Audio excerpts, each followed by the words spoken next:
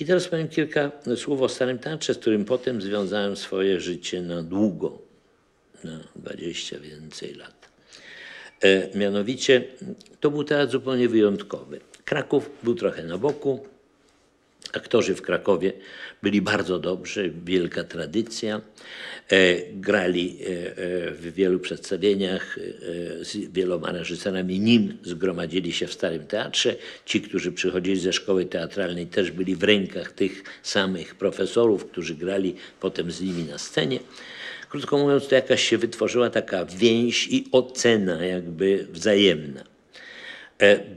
I nie mieli tych zajęć, które mieli aktorzy w Warszawie, bo już nie tylko film, ale i telewizja zaczęła z nich korzystać, no i oni dzielili swój czas.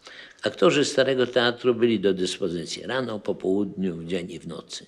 I to było fantastyczne, dlatego że rzeczywiście oddawali się cali, że tak powiem, temu teatrowi. To było wspaniale z tym teatrze pracować, bo rzeczywiście to był teatr, w którym aktorzy, reżyser, maszyniści, wszyscy razem stanowiliśmy jakąś fantastyczną jedność. Dlaczego tak się stało też?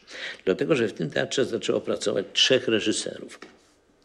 Niezależnie od tego, że ja od czasu do czasu pracowałem, bo przecież robiąc spektakle równocześnie robiłem filmy w tych samych latach. Biesy, to jest, jeżeli dobrze pamiętam, 71 rok, a ja zacząłem pracować w 59, Kapelusz pełen deszczu.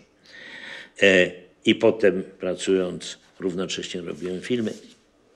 W tym samym teatrze pracował Konrad Swinarski. Wielka, silna, wspaniała indywidualność. Człowiek, który był asystentem Bertolda Brechta. Mówiący wspaniale po niemiecku, znający wspaniale niemiecką literaturę, niezwykle oczytany, niezwykle wykształcony. Równocześnie pracował Jerzy Jarocki w tym teatrze. Zupełnie kto inny. Jerzy Jarocki skończył szkołę w Moskwie i przywiózł stamtąd umiejętność reżyserowania aktorów, której nikt z nas nie posiadał. Moskiewska szkoła dała mu nie tylko głębokie wykształcenie teatralne, ale też dała mu znajomość awangardy radzieckiej, teatralnej, której myśmy nie znali. On dzięki swoim studiom, dzięki temu, że różne spowodowało to, że on znał też awangardy. Jego reżyseria była zupełnie inna, bardzo oryginalna. I teraz my we 3 mieliśmy w rękach ten zespół. I ten zespół nieustannie się wymieniał, bo ci, którzy grali główne role w innych spektaklach, grali role niewielkie. Poza tym każdy z nas reżyserował duże spektakle, gdzie zajęta była duża grupa aktorów. Dzięki temu cały ten zespół był nieustannie w ruchu.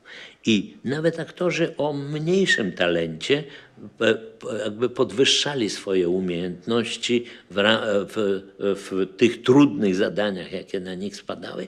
No i nagle przez te lata ten teatr żył, dlatego tak wspaniale i tak płodnie, że niezależnie od naszej trójki pojawili się też i inni reżyserzy w tym teatrze. Potem pojawił się Krystian Lupa, który zadecydował o nowym, że tak powiem.